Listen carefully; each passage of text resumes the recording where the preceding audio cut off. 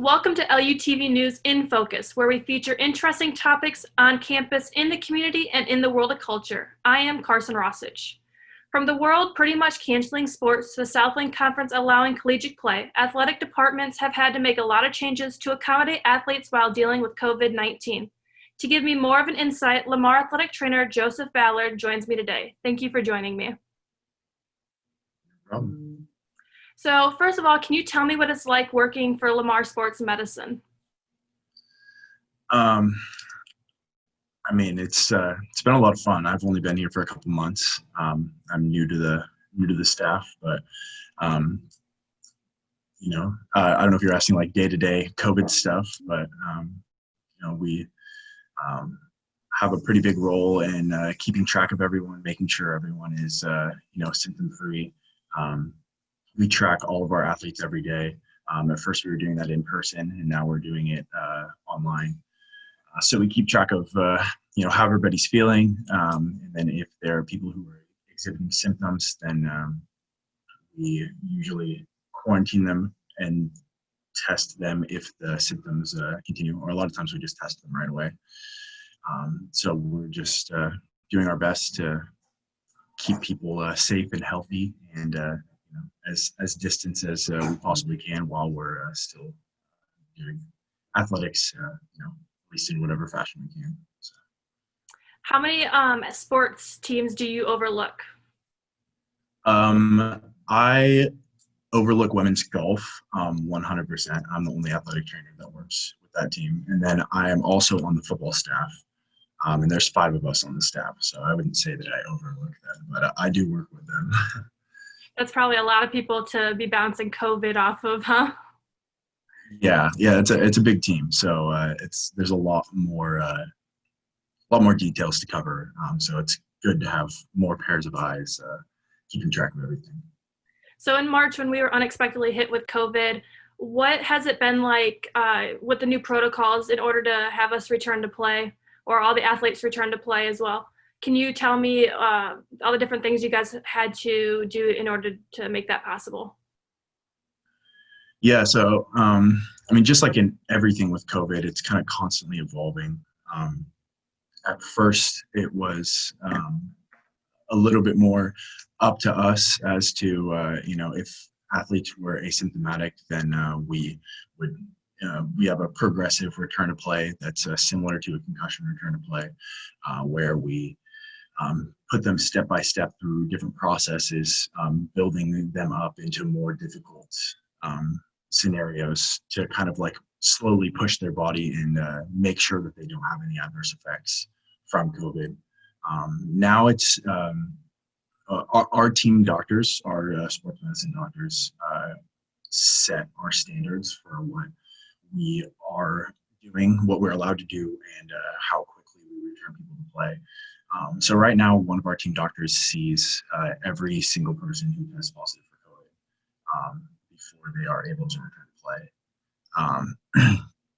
And then they make decisions on whether or not they feel like they need to have more testing based on what they see. And they get several different tests done, like a blood test and EKG. And then after that point, then we put them through the return to play steps to progress them back to full activity. You recently have been exposed. Was that at work? And can you tell me what your quarantine has been like? Yeah, it was through work. And as far as what that's been like, I think pretty typical for anyone who's been quarantined so far. I got contact traced, so I did not test positive, but I got to have a 2-week quarantine. Got to was a little bit sarcastic there, but so I've pretty much been hanging out in my room for since I got the call that I needed to quarantine. I've still been able to work from home as much as possible, although that's been kind of limited. Athletic training is pretty hands-on, so I've only been able to do mostly online paperwork type of stuff, making phone calls when necessary, doing some of our online insurance recording and stuff like so I have been able to work some as much as possible. But other than that, I've mostly been, doing my best to keep myself as active as possible, doing workouts in my room, and trying to read more than I watch TV, which is kind of a struggle sometimes, but I feel better about myself when I do that. So, Feel a little mentally better that way. yeah, exactly. I don't feel like I'm just sitting around doing nothing the whole time. So, that's pretty much it. It's kind of a struggle to, get food and stuff like that. I do have a housemaid, so she's kind enough to shop for me, but not as much of, just going out and grabbing something when I feel like it. So definitely a lot more restricted. As a trainer on a more personal level, how has it been working alongside COVID and athletes? What are your concerns mainly? I mean, it's definitely been challenging because, I think athletics is a pretty up close and personal, type of activity. So there's just so many habits that I think athletes have.